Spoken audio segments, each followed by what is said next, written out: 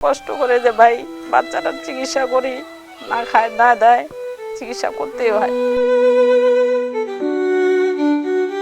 অবুঝ শিশু কানিজ ফাতেমা, বয়স মাত্র 4 বছর।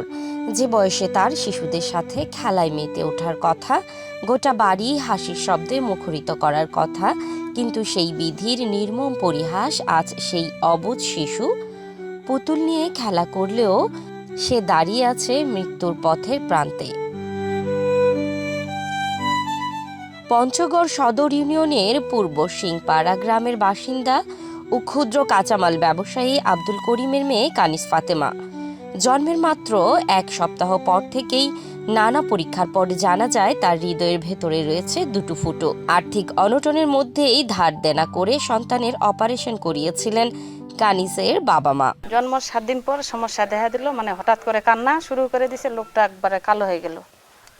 রংপুরে নিয়ে যায়, তখন ইকো করলাম আপনার পপুলার 2-তে, তখন 2টা ফুটা ধরা পড়লো। একটা হলো আপনার পিটিএ বলে আর একটা ভিএসডি বলে ফুটাটা। তখন আবার বললো, ডাক্তার বললো যে 1 থেকে 5 মাসের মধ্যে যদি এই ফুটা বন্ধ না হয় তাহলে বন্ধ করাইতে হবে। তখন নিয়ে গেলাম পিজিতে এইভাবে 4 বার গেছি। পরে ঘুরে আসার পরে 4 বারের মাথায় তখন ওর অপারেশনটা হলো। প্রথম অপারেশনে চিকিৎসকরা যে সময়সীমা বেঁধে দিয়েছিলেন দ্বিতীয় অস্ত্রোপচারের জন্য, তা এখন 2 মাস আগেই পেরিয়ে গেছে। টাকার অভাবে থমকে আছে চিকিৎসা। এতে অসহায়ত্ব নিয়ে ভেঙে পড়েছে কানিসের বাবা মা।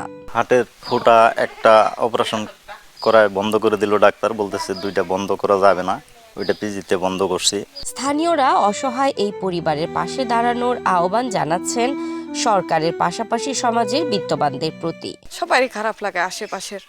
তা আমি কই যে আপনারা সবাই মিলে দোয়া করেন যে ও সুস্থ হোক, আর ওদের অপারেশন করার মতো টাকা পয়সা নাই।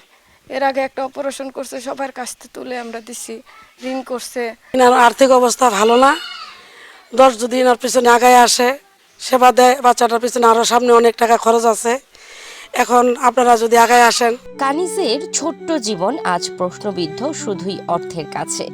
সমাজের বিত্তবানদের সাহায্যেও হয়তো নতুন করে জীবন পাবে এই শিশু।